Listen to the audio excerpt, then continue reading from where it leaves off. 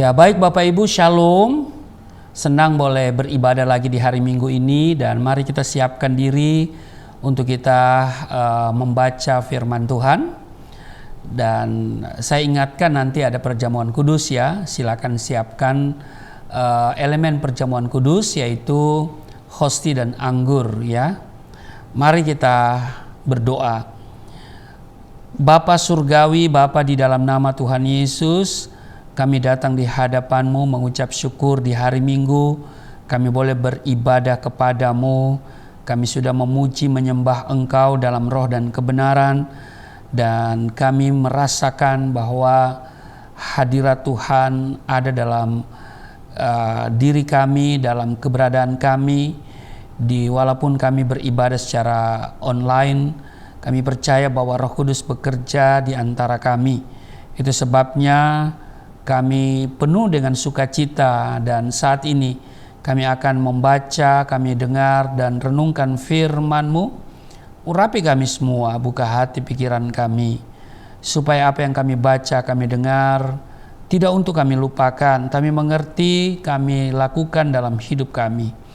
Terpujilah Engkau, urapi juga hamba-Mu yang tidak ada apa-apanya. Setiap kata kalimat yang keluar dari mulutku adalah kata kalimat penuh kuasa, penuh urapan, yang mendengar diberkati, berakar, bertumbuh, berbuah di dalam Engkau. Terima kasih, kami diamkan seluruh suara hati kami, kecuali suara Tuhan kami mau dengar di dalam nama Tuhan Yesus. Kami siap dibentuk, kami siap diberkati. Setiap kita yang siap dibentuk, diberkati, berkata amin. Bapak Ibu, jemaat Galilea Community of Christ yang diberkati oleh Tuhan Yesus, mari kita membaca di Nehemia pasal 1 ayat 1 sampai dengan ayatnya yang keempat. Tema daripada khotbah hari ini yaitu mengubah keadaan berat menjadi berkat. Mengubah keadaan berat menjadi berkat. Apa Bapak Ibu? Mengubah keadaan berat menjadi berkat. Mari kita lihat. Di dalam Nehemia pasal 1 ayat 1 sampai 4, riwayat Nehemia bin Hakhalya. Pada bulan Kislew tahun ke-20, ketika aku ada di Puri Susan, datanglah Hanani, salah seorang dari saudara-saudaraku, dengan beberapa orang dari Yehuda. Aku menanyakan mereka tentang orang-orang Yahudi yang terluput, yang terhindar dari penawanan, dan tentang Yerusalem. Ayat 3, kata mereka kepadaku, orang-orang yang masih tinggal di daerah sana, yang terhindar dari penawanan, ada dalam kesukaran besar dan dalam keadaan tercela. Tembok Yerusalem telah terbongkar dan pintu-pintu gerbangnya telah terbakar. Ayat 4, ketika aku dengar berita ini, duduklah aku menangis dan berkabung selama beberapa hari. Aku berpuasa dan berdoa ke hadirat Allah semesta langit. Nah, demikian di dalam Nehemia pasal 1 ayat 1 sampai dengan ayatnya yang keempat. Bapak Ibu, arti nama Nehemia adalah Tuhan Maha Besar. Tentu setiap nama orang Yahudi selalu berkaitan dengan pengalaman hidup. Jadi Nehemia adalah seorang yang mempunyai pengalaman yang banyak tentang kebesaran Tuhan. Nehemia juga adalah seorang yang mempunyai integritas. Apa itu integritas? Bapak Ibu, pengertian sederhana integritas adalah ucapan atau perkataan sama dengan perbuatan. Jadi integritas itu adalah kesejajaran antara perkataan dan perbuatan, ya kan? Jadi ucapan dan perkataan itu sama, ya. Tidak banyak orang memiliki integritas. Masih banyak juga orang Kristen yang tidak punya integritas. Baik itu yang sudah melayani Tuhan, juga apalagi jemaat biasa. Nah, banyak orang, ya orang Kristen, perkataannya nggak bisa dipegang. Demikian juga ada juga hamba Tuhan yang perkataannya nggak bisa dipegang. Karena apa? Lain di mulut, lain di hati. Nah, itu dia saudara ya. Ya. Jadi kalau ke dokter, ya sakitnya itu ada dua. Sebagian di mulut, sebagian di hati, ya kan? Jadi ada oma-oma Manado datang ke dokter. Ya. Dokter periksa oma-oma ini. Ya. Tanya sama oma, "Oma sakit apa, Dang?" Oma jawab begini, "Aduh, sonin tahu ini dokter. Kita kok penyakit. Lain di mulut, lain di hati." Hah? Saudara, ini dokter kaget mendengar penyakit baru rupanya. Lain di mulut, lain di hati. Yang dokter tahu itu judul lagu. Tapi ini oma mengalami sakit ini. Ya, oma bilang, ya lain di mulut, lain di hati. Nah, ternyata setelah diperiksa lebih lanjut, diwawancarai lebih lanjut, ya, ditanya-tanya lebih lanjut, ternyata oma punya penyakit itu ada dua, yaitu sebagian ada di mulut, ya, yaitu sariawan, ya, dan sebagian ada di hati, di lambung maksudnya. Jadi penyakit mah. Nah, jadi oma mengidap penyakit sariawan, ya, dan juga penyakit lambung. Nah, cuma karena orang Manado, oma bilang lain di mulut, lain di hati. Maksudnya sebagian ada di mulut, sebagian ada di hati. Dia tunjuk dadanya begini, ya, artinya di lambung. Nah, Bapak Ibu, ada banyak juga orang Kristen yang lain di mulut, lain di hati. Antara ucapan dan perbuatan itu tidak sinkron. Nah, Nehemia adalah orang yang mempunyai integritas. Ya kan? Ucapan atau perkataan itu sama dengan perbuatan. Ya. Nah, integritas itu juga berarti jujur. Ya, karena integritasnya maka Nehemia dipercayakan sebagai juru minum Raja Artasasta. Tidak gampang menjadi juru minum raja, ya, sebab seorang juru minum bisa saja membunuh raja dengan cara memasukkan racun ke dalam minuman yang biasa, ya, raja minum, iya kan? Jadi kalau Nehemia tidak memiliki integritas atau tidak jujur, nggak bakalan dipakai oleh raja, gitu loh, ya. Nah, jadi Bapak Ibu, dalam pengertian yang lain, kalau kita mau mengalami kebesaran Tuhan, raja kita, raja di atas segala raja, kita harus memiliki integritas. Kita harus menjadi orang jujur. Amin. Jadi ingat Bapak Ibu, kalau engkau mau dipercaya sama Tuhan, harus memiliki integritas. Ya. Jangan kita hanya percaya Tuhan, tapi Tuhan tidak percaya kepada kita. Kalau Tuhan tidak percaya kepada kita, Dia tidak akan mempercayakan sesuatu berkat talenta kepada kita. Ya. Kalau kita dipercaya, maka Dia akan berikan talenta, Dia akan berikan berkat, Dia akan berikan mujizat, ya. Banyak hal, kuasa kepada kita. Sama dengan Nehemia. Karena Nehemia dipakai oleh raja, ya kan, sebagai juru minum raja. Ya, sekali lagi saya tekankan, juru minum itu gak gampang, ya. Harus orang yang jujur, ya kan, harus orang yang memiliki integritas. Nah, Bapak kita itu raja di atas segala raja. Kalau kita mau dipercayakan oleh raja, ya, raja di atas segala raja, mengenai berkat, mengenai mujizat, mengenai talenta, maka kita harus memiliki integritas dan kita harus juga menjadi orang yang jujur. Nah, selain memiliki integritas atau juga memiliki kejujuran, Nehemia adalah orang yang visioner. Artinya seorang yang mempunyai sasaran atau tujuan ke masa depan. Nah, umumnya orang yang sudah berada di zona nyaman akan kehilangan tujuan hidup. Tetapi tidak demikian dengan Nehemia. Meskipun berada di istana raja, tetapi ia tetap berpikir jauh ke depan untuk negerinya. Nehemia adalah seorang yang berani.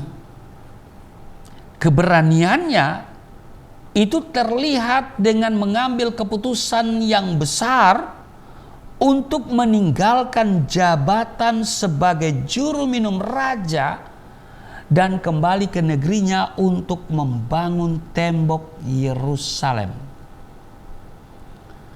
Bapak Ibu jemaat yang diberkati oleh Tuhan Yesus, kita pasti melihat kebesaran Tuhan ketika kita berani mengambil keputusan untuk beribadah dan mengutamakan Tuhan. Amin. Orang yang ragu-ragu sulit mengambil keputusan. Dan Alkitab berkata bahwa orang yang ragu-ragu tidak akan mendapatkan apa-apa. Jadi lihat bahwa Nehemia ini adalah seorang yang pertama, dia memiliki integritas. Ya. Nama dari Nehemia adalah Tuhan Maha Besar. Ya kan? Nah, dia memiliki integritas. Selain itu, Nehemia juga adalah seorang pemberani. Ya kan? Bukan seorang yang penakut. Ingat Bapak Ibu, Tuhan tidak memberikan roh ketakutan kepada kita. Amin. Dan juga Nehemia adalah, ini yang kita harus garis bawahi juga. Ini yang tidak kalah pentingnya, bahwa Nehemia juga adalah seorang yang mengasihi Tuhan dan terus berpaut hatinya kepada Tuhan. Hatinya melekat kepada Tuhan. Haleluya. Jadi Bapak Ibu, bukan hanya sebagai seorang pemberani, ya, tetapi juga dia adalah seorang yang mengasihi Tuhan dan yang hatinya terus melekat kepada Tuhan. Nah, salah satu yang menarik dari kitab Nehemia yang kita baca pasal 1 di ayat 2 berbunyi begini. Datanglah Hanani, salah seorang dari saudara-saudaraku, dengan beberapa orang dari Yehuda. Bapak Ibu, waktu Yerusalem diruntuhkan musuh, seorang saudara Nehemia bernama Hanani, dia luput dan pergi menemui Nehemia di Puri Susan. Lalu Hanani menceritakan semua peristiwa dan malapetaka yang menimpa Yerusalem. Dari sini kita melihat bahwa hubungan antara Nehemia dengan Hanani saudaranya sangat baik. Nah, Alkitab sudah mengingatkan kita secara khusus di Mazmur 133, ya, persaudaraan yang rukun. Ketika saudara bersaudara hidup dengan rukun, harmonis, maka berkat Tuhan diperintahkan kepada kita. Amin. Mazmur 133 33. Saya akan bacakan untuk saudara ya. Ini sangat kita hafal ya, 133, persaudaraan yang rukun.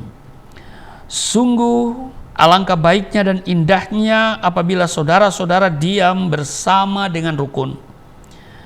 Seperti minyak yang baik di atas kepala meleleh ke janggut, yang meleleh ke janggut Harun dan ke leher jubahnya.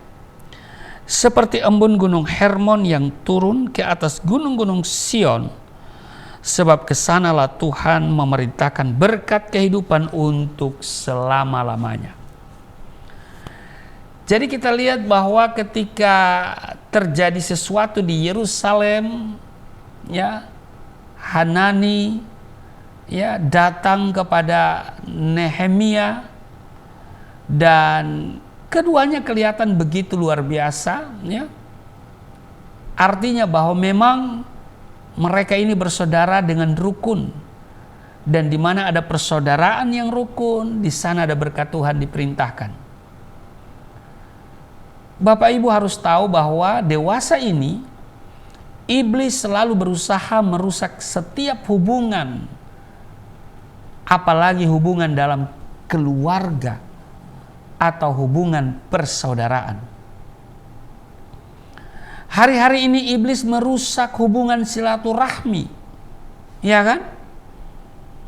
Dan karena itu Bapak Ibu, kita perlu memelihara kerukunan. Sebab hanya dalam hubungan yang rukun ada berkat Tuhan diperintahkan ke sana. Amin. Di mana ada keluarga yang rukun, di sana berkat Tuhan diperintahkan.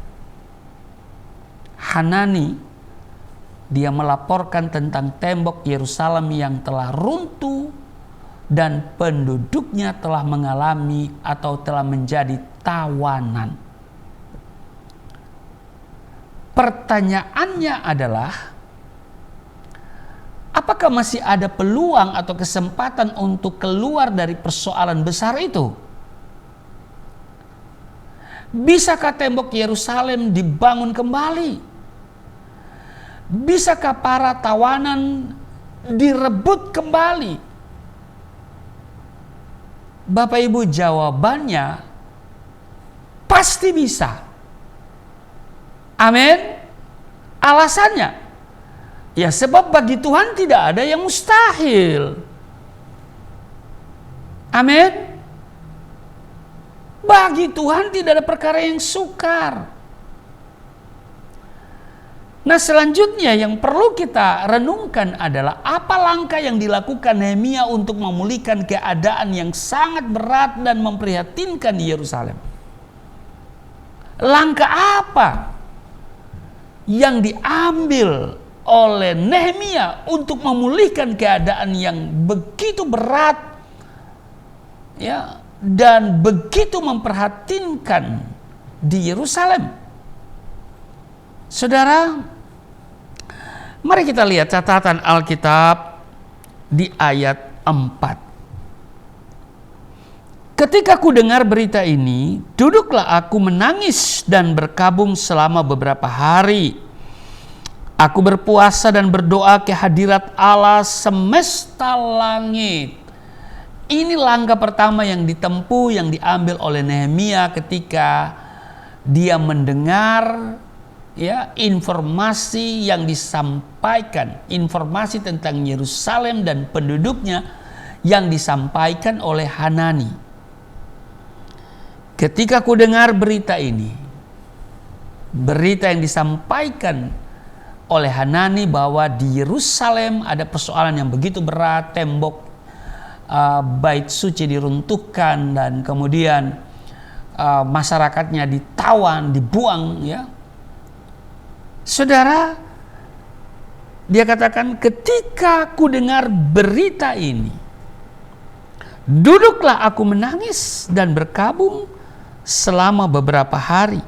Aku berpuasa dan berdoa ke hadirat Allah semesta langit. Saudara, langkah pertama yang diambil oleh Nehemia adalah yaitu memiliki beban untuk berdoa. Doa ini yang paling utama. Iya kan? Aku berpuasa dan berdoa ke hadirat Allah semesta langit. Bapak Ibu, orang yang berdoa belum tentu seorang yang terbeban. Sebab bisa saja, ya kan, dia berdoa karena rutinitas. Ya kan? Karena disuruh, karena tugasnya berdoa. Ya kan? Jadi orang yang berdoa belum tentu seorang yang terbeban. Tetapi dengar baik, orang yang terbeban pasti berdoa. Saudara terbeban dengan pelayanan yang saya lakukan, pasti saudara berdoa. Amin. Amin. Nehemia memiliki keterbebanan untuk pemulihan bangsanya. Sehingga hal pertama, langkah pertama yang ia lakukan adalah berdoa kepada Tuhan. Ketika ku dengar berita ini, ya kan? Nah itu kan yang disampaikan oleh Nehemia. Kalau kita yang membaca, mungkin kita bisa katakan begini, ketika ku dengar berita itu, berita yang disampaikan oleh Hanani mengenai kondisi dan situasi yang ada di Yerusalem, ya kan? Tembok Yerusalem dan juga keadaan umat Allah di sana. Ya, ketika ku dengar berita ini, duduklah aku menangis dan berkabung selama beberapa hari. Aku berpuasa dan berdoa. Sekali lagi Bapak Ibu, saya mau bilang, orang yang berdoa belum tentu seorang yang terbeban. Karena bisa saja berdoa tuntutan, ya kan? Rutinitas berdoa ya karena dia ditugaskan atau dia sedang bertugas, ya kan? Jadi seorang yang berdoa belum tentu seorang yang terbeban, tetapi orang yang terbeban pasti berdoa. Saya ingat teman saya Semi Dangawa, teman SMP, ya SMP Negeri 2 Poso. Nah dia kan anak pendeta sidang jemaat Allah, dan saya sendiri masih beragama Muslim. Hampir setiap hari pekerjaan saya ganggu dia, gugat imannya dengan mengatakan, lu punya Allah itu ada 3, Allah Bapa, Allah Anak, Allah Roh Kudus. Saya bilang kalian itu kafir karena saudara kalian mengatakan bahwa Allah itu ada 3. Kalian itu orang Kristen kafir, saya katakan begitu kepada teman saya Semi Dangawa. Kenapa? Karena Anda menyembah manusia yang dilantik menjadi Tuhan, namanya Yesus. Dan lebih parah lagi kalian, ya, kalian adalah orang kafir sekafir-kafirnya karena kalian berkata Allah itu punya anak. Makanya saya katakan lam yalid walam yulad, tidak beranak dan tidak diperanakan. Saudara Semi Dangawa, teman saya ini di SMP, dia berusaha menjawab, tapi saya tidak bisa menerima jawabannya. Gak masuk logika saya. Karena saya mengukur iman orang lain dengan iman saya itu memang salah, ya. Dan akhirnya selalu dia bilang begini, saya akan berdoa bagimu. Saya pikir itu kalimat basa-basi, ya. Tapi ternyata memang dia terbeban bagi saya. Dia terbeban untuk mendoakan saya. Saya tidak tahu berapa lama dia berdoa. Tapi setelah kami tamat, selesai lulus SMP, kita tidak ketemu, ya. Dan nanti ketemu sudah selesai SMA dan saya sudah menjadi orang percaya. Baru dia ceritakan bahwa dia memang berdoa bagi saya supaya satu saat saya bertemu dengan kebenaran. Jadi dia terbeban, maka itu dia berdoa. Iya kan? Nah, bagaimana dengan Anda? Apakah Anda masih terbeban dengan keselamatan bangsa Indonesia? Apakah saudara terbeban dengan keselamatan tetanggamu? Iya kan? Adakah kita terbeban dengan pekerjaan Tuhan? Adakah kita terbeban dengan pelayanan misi yang saya lakukan? Masihkah engkau berdoa untuk Indonesia? Apakah saudara terbeban untuk keselamatan jiwa-jiwa di kota di mana Anda berada? Pertanyaan selanjutnya, sejauh mana keterbebanan saudara terhadap pekerjaan Tuhan? Ini penting. Saudara, mari doakan Yayasan Pelayanan Galilea dalam pekerjaan Tuhan yang begitu luas dan banyak. Dan ini memerlukan komitmen tapi juga integritas. Saudara, apakah saudara pernah mendoakan gereja di mana saudara beribadah? Ingat, doa mampu merubah situasi yang sulit menjadi berkat. Doa mampu merubah situasi atau keadaan berat menjadi berkat. Sebab bagi Tuhan tidak ada yang mustahil. Saya percaya kita akan selalu menang atas persoalan dan kesulitan asalkan kita berdoa. Mari kita doakan untuk Indonesia.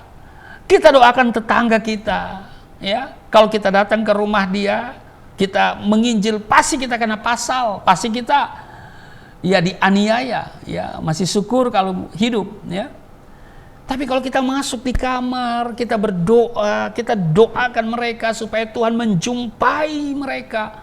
Tuhan berbelas kasihan, Tuhan membuka selubung yang menyelubungi mereka setiap kali mereka membaca kitab suci. Dicelikkan hati mereka. Iya kan? Pak Pendeta kan Tuhan suruh kita pergi. Iya kan? Bukan disuruh pergi ke kamar berdoa, tapi pergi memberitakan Injil. Iya. Tapi sebelum kita pergi memberitakan Injil, mari kita berdoa dulu. Amin. Saudara juga doakan saya dalam pekerjaan Tuhan, misi, ya. Supaya Tuhan berikan saya kekuatan, kesehatan, semangat terutama. Nah, jadi langkah pertama yang Nehemia buat untuk merubah keadaan berat menjadi berkat adalah dia ya kita lihat dia berdoa, ya kan? Ketika ku dengar berita ini, duduklah aku menangis dan berkabung selama beberapa hari. Aku berpuasa dan berdoa. Dia terbeban dan berdoa. Ya, karena dia terbeban, maka dia bukan hanya berdoa tapi juga dia berpuasa. Maksudnya ini dia fokus. Dia betul-betul berdoa dengan totalitas. Berpuasa. Itu yang pertama. Yang kedua, jadi Bapak Ibu, merubah keadaan berat menjadi berkat, doa. Amin. Yang kedua, Masih di ayat 4, ya, bagian A kita lihat, ketika ku dengar berita ini, duduklah aku menangis dan berkabung. Kata berkabung ini sama dengan merendahkan diri. Ketika ku dengar berita ini, duduklah aku menangis dan berkabung selama beberapa hari. Bapak Ibu jemaat yang diberkati oleh Tuhan Yesus, Nehemia termasuk orang terhormat. Mengapa? Sebab Nehemia ini adalah menjabat sebagai juru minum raja. Jadi dia adalah seorang yang terhormat. Tetapi ketika Nehemia mendengar kabar tentang Yerusalem yang disampaikan oleh Hanani, ia berkabung. Dalam tradisi Yahudi, seseorang berkabung itu selama 7 hari. Dan saudara, ekspresi orang yang berkabung adalah menangis sampai matanya bengkak. Dia bukan saja menangis, tapi mengoyakkan pakaiannya dan menjambak, ya, menjambak rambutnya, ya. Jadi kalau ditarik, ya, kalau saudara lihat mereka berdoa di tembok ratapan itu membenturkan kepala di tembok itu, ya. Jadi ini menunjukkan situasi di mana mereka benar-benar merendahkan diri di hadapan Tuhan dan minta belas kasihan, minta kemurahan Tuhan. Sebenarnya, ya, yang saya katakan tadi, Nehemia adalah seorang yang menjabat sebagai juru minum raja. Tapi mendengar berita tentang Yerusalem yang disampaikan oleh Hanani, dia kemudian berkabung. Ya kan? Walaupun dia seorang yang terhormat. Ya kan? Tapi dia merendahkan diri. Ya. Sebenarnya istilah terhormat itu hanya bagi Tuhan saja, ya kan? Bukan bagian kita manusia. Dia melepaskan jabatannya sebagai juru minum raja, dia merendahkan diri, dia berkabung, dia menangis, ya kan? Menunjukkan kerendahan hati yang luar biasa, dan Tuhan mencari orang yang rendah hati, bukan orang yang meninggikan dirinya. Karena itu Alkitab mencatat di 1 Petrus pasal 5 ayat 6, karena itu rendahkanlah dirimu di bawah tangan Tuhan yang kuat, supaya kamu ditinggikannya pada waktunya. Nah, dalam Matius pasal 15 ayat 21 sampai dengan ayat 28, di sana diceritakan tentang seorang perempuan Kanaan yang percaya, yang datang kepada Yesus dan memohon supaya Yesus menyembuhkan anak perempuannya yang kerasukan setan dan sangat-sangat menderita. Tetapi dalam dialog mereka, Yesus, ya, pertama Yesus diam, ya, dia tidak menjawab, lalu kemudian dia menghindar dengan berkata, aku diutus hanya kepada domba yang hilang dari umat Israel. Iya kan? Tapi kemudian, ya, Yesus menyamakan perempuan itu seperti anjing. Dia katakan tidak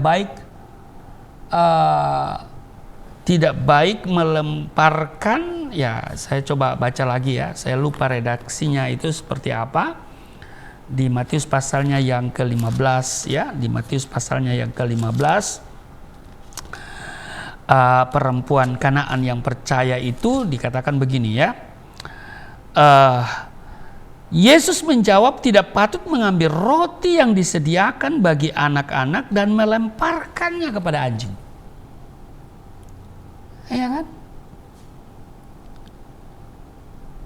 Jadi Bapak Ibu, ya, perempuan Kanaan ini ya direndahkan serendah-rendahnya. Dan dia mengakui. Ya kan? Tetapi kita lihat akhir daripada kisah itu,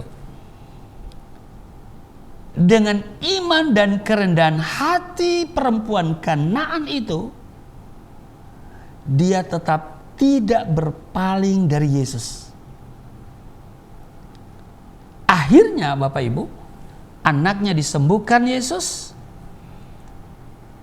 dan dia salah satu orang yang dipuji mengenai imannya oleh Tuhan, karena hanya ada 2 orang ya dalam Alkitab, yaitu perwira Kapernaum dan juga perempuan ini, dengan berkata, "Hai ibu, besar imanmu." Itu setelah dia merendahkan dirinya, ya kan? Walaupun direndahkan, dia tidak marah, dia tidak berpaling dari Yesus. Bahkan ketika Yesus menjawab tidak patut mengambil roti yang disediakan bagi anak-anak dan melemparkannya kepada anjing, tetapi perempuan itu berkata, "Benar Tuhan." Namun anjing itu makan remah-remah yang jatuh dari meja tuannya. Bapak Ibu, ini menunjukkan kerendahan hati dari perempuan Kanaan ini, yang kemudian membuat Tuhan Yesus memberikan apresiasi. Dia berkata di ayat 28 di Matius pasal 15, "Hai ibu, besar imanmu, maka jadilah kepadamu seperti yang kau kehendaki." Jadi untuk mengalami kebesaran Tuhan, kita mesti harus merendahkan diri. Ya kan? Mesti rendah hati. Amin. Jadi Bapak Ibu, langkah yang dilakukan oleh Nehemia untuk merubah keadaan berat menjadi berkat, yang pertama dia terbeban berdoa. Yang kedua, dia berkabung. Ini menunjukkan kerendahan hatinya, ya. Lalu yang ketiga, kita baca ayat 11, dikatakan begini di Nehemia pasal 1 ini, "Ya Tuhan, berilah telinga kepada doa hambamu ini dan kepada doa hamba-hambamu yang rela takut akan namamu. Dan biarlah hambamu berhasil hari ini dan mendapat belas kasihan dari orang lain." Saudara, dari ayat ini kita melihat ya, ada ikhtiar, ada upaya, ada usaha yang dilakukan oleh Nehemia. "Ya Tuhan, berilah telinga kepada doa hamba-hambamu ini dan kepada doa hamba-hambamu ya, yang rela takut akan namamu, dan biarlah hambamu ini berhasil hari ini dan mendapat belas kasihan dari orang ini." Jadi di sini juga dijelaskan, ketika itu aku ini juru minum raja, ya, di ayat 11. Bapak Ibu, sebelumnya kita sudah mengetahui bahwa Nehemia berdoa kepada Tuhan untuk Yerusalem. Tetapi Nehemia juga tetap bekerja sebagai juru minum, tetap melakukan tugasnya, bahkan berbicara kepada Raja Artasasta agar diberikan surat rekomendasi untuk bupati-bupati di sekitar Yerusalem supaya mereka memudahkan dan membantu Nehemia dalam pembangunan tembok Yerusalem. Ini yang diupayakan, ini yang diusahakan oleh seorang Nehemia. Ya, dia masih tetap bekerja ya sebagai juru minum, sambil itu dia mencari kesempatan untuk bisa berbicara kepada raja, dan pada saat yang tepat ada kemungkinan, ada peluang untuk dia bisa berbicara, dia menyampaikan pergumulannya, masalah yang dia hadapinya, dan dia minta supaya bupati-bupati di sekitar Yerusalem itu memudahkan dan membantu Nehemia. Dia minta rekomendasi loh dari raja, hebat ya, supaya bupati-bupati itu memberikan kemudahan ya dalam pembangunan tembok Yerusalem. Nah, apa yang bisa kita tarik di sini? Istilah ora et labora. Saudara tahu itu? Berdoa dan bekerja. Berdoa bukan hanya bekerja, ya kan? Tapi juga bekerja harus berdoa. Jangan hanya bekerja, karena bekerja tanpa berdoa juga itu tidak berkenan kepada Tuhan. Saudara mengandalkan kekuatanmu.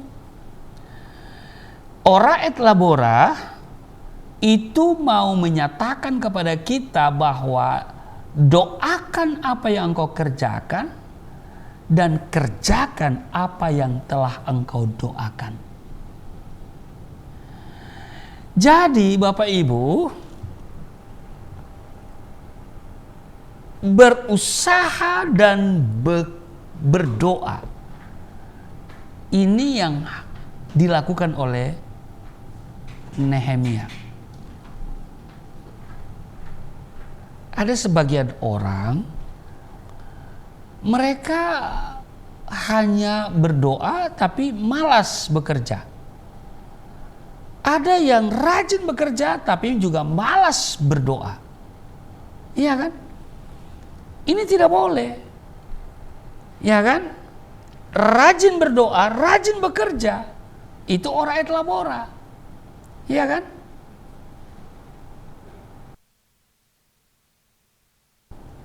Harus lakukan itu. Doakan apa yang engkau kerjakan dan kerjakan apa yang telah engkau doakan. Ya. Kalau saudara hanya berdoa tidak mau bekerja, itu salah. Tapi saudara berdoa, bekerja tidak berdoa, ini lebih salah lagi, jadi salah besar. Buatlah keseimbangan antara doa dan usaha, atau antara rohani dan rohana. Jika kita terbeban dan berdoa, kita merendahkan diri di hadapan Tuhan dan terus berusaha dalam keyakinan bahwa Tuhan pasti menolong, maka Tuhan akan merubah sesuatu yang mustahil menjadi mungkin. Tuhan akan merubah sesuatu yang keadaan yang berat menjadi berkat. Sebab Allah kita adalah Allah yang besar dan ajaib, serta mampu melakukan perkara-perkara yang luar biasa. Amin. Tuhan Yesus memberkati.